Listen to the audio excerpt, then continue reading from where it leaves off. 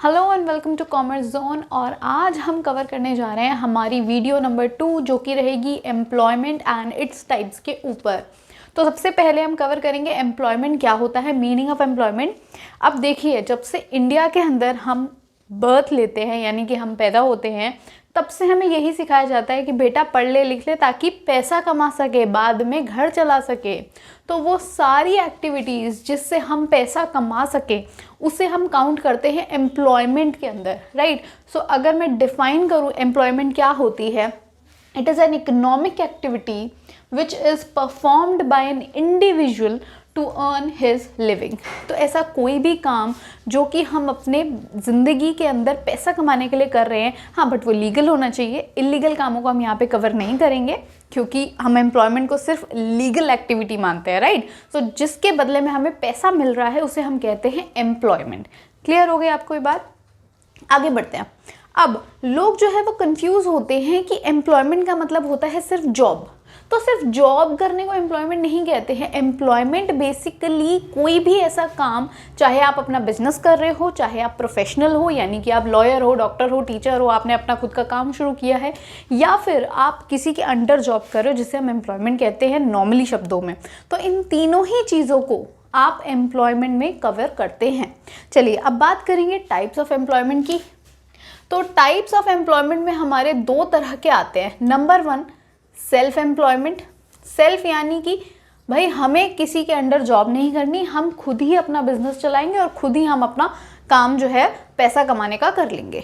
तो अब self employment क्या होती है? If you define it, self employment is a type of employment in which you use your own resources to earn income। ठीक है, तो ऐसी एम्प्लॉयमेंट जिसमें हम अपने खुद के रिसोर्सेज को यूज़ करके, अब रिसोर्सेज का मतलब क्या? कैपिटल हो गया, फाइनेंशियल रिसोर्स जिसे हम कहते हैं, ह्यूमन रिसोर्स यानी हम खुद ही अपने आप को बिजनेस के अंदर इंक्लूड करते हैं। उसके अलावा कोई भी फिजिकल रिसोर्स यानी कि आपकी ज़मीन हो गई, आपका रॉ मटेरियल हो गया, ऐसे सारे रिसोर्सेज जो आप खुद लेकर आते हैं और खुद आप उसे यूज़ करते हैं, उससे आप पैसा कमाते हैं, that is your self employment, right. ये आपको क्लियर है? इसमें आपको कुछ समझाने की ज़रूरत नहीं है। इसमें दो तरह की चीज़ें आती है, या तो आप बिजनेस कर रहे हो किसी भी गुड्स का, और या फिर आप प्रोफेशनल हो यानी कि आप अपनी सर्विसेज रेंडर कर रहे हो। तो सर्विस रेंडर करने के अंदर या तो आप डॉक्टर हो, टीचर हो, लॉयर, मतलब कुछ भी ऐसा काम जिसमें आप अपनी सर्विसेज प्रोवाइड करो, राइट। तो ये आपका सेल्फ एम्प्लॉयमेंट में आ गया। आगे बात करेंगे, सेल्फ के बाद हमारे पास जो दूसरी कैटेगरी है दैट इज वेज एम्प्लॉयमेंट। अब वेज से हम क्या समझते हैं? वेज एम्प्लॉयमेंट का मतलब ऐसी एम्प्लॉयमेंट जिसके अंदर हमें काम करने के बदले में पैसे मिलेंगे, राइट। सैलरी, वेजेस मिलेगी जो कि हमें कोई और थर्ड पार्टी देगा, हम खुद अपने से पैसा नहीं कमा रहे। सो इसमें हम अपने रिसोर्सेज यूज़ नहीं करते, इसमें हम क्या करते हैं? अपना लेबर सर्व करते हैं, अपनी सर्विसेज रेंडर करते हैं किसी अदर पार्टी को, और वो हमें बदले में क्या देता है? पैसे देता है। तो हम यहाँ पे लिख सकते हैं, in this type of employment we render are services to another party and earn wages in return, right। तो ये आपका क्या हो गया? Veg employment. अब जब हम किसी के अंडर जॉब करते हैं तो हम दो तरह से हमें रख सकते हैं। या तो हमें परमानेंटली वो रख लेगा कि भाई आप हमारे परमानेंट एम्प्लॉयज़ हो गए, जैसे कि फॉर एग्जांपल मैं आपको देती हूँ गवर्नमेंट एम्प्लॉयज़, जो कि मोस्टली आपको देखने को मिलेगा कि ये लोग जो है एक बार एम्प्लॉयड होते हैं तो रिटायरमेंट तक वहीं पे ही काम करते हैं। या फिर बहुत सारी प्राइवेट फर्म्स में भी आप एक लॉन्ग टाइम से कहते हैं नहीं हमारे पुराने एम्प्लॉय है, ये हमारे यहाँ परमानेंट ही समझ लो। तो ऐसे एम्प्लॉयज़ जो कि रेगुलर वर्कर होते हैं, राइट। तो वेज एम्प्लॉयमेंट में भी दो तरह से होते हैं फर्दर। एक आपका हो गया रेगुलर वर्कर्स और दूसरा आपका हो गया कैजुअल वर्कर्स। ठीक, अब बात करेंगे रेगुलर वर्कर्स क्या होते हैं। देखिए, रेगुलर वर्कर मेजरली वो लोग होते हैं जो कि 1 साल से ज़्यादा किसी जॉब पीरियड पे टिके हुए हैं। ठीक है। नॉर्मली हम इसको उसी तरह से काउंट करते हैं कि काफ़ी टाइम हो गया इसको मेरे पास जॉब करते, साल भर से ज़्यादा हो गया, तो ये जो है अब मेरे पास रेगुलर सा ही हो गया, ठीक है। तो इन लोगों को क्या क्या बेनिफिट देनी पड़ती एज पर गवर्नमेंट लॉज। तो अगर आप किसी को भी जॉब में 1 साल से ज़्यादा रखते हो तो आप उसको सैलरी तो दोगे ही, प्लस साथ में आप उसको काफ़ी सारे ऐसे सोशल सिक्योरिटी बेनिफिट्स दोगे, जैसे कि आपको उसको पीएफ देनी पड़ेगी, राइट, प्रोविडेंट फंड की फैसिलिटी देनी पड़ेगी। उसके अलावा आपको उसको काफ़ी सारे इंसेंटिव्स अलग से देने पड़ेंगे, जिसको हम सोशल सिक्योरिटी स्कीम्स में काउंट करते हैं।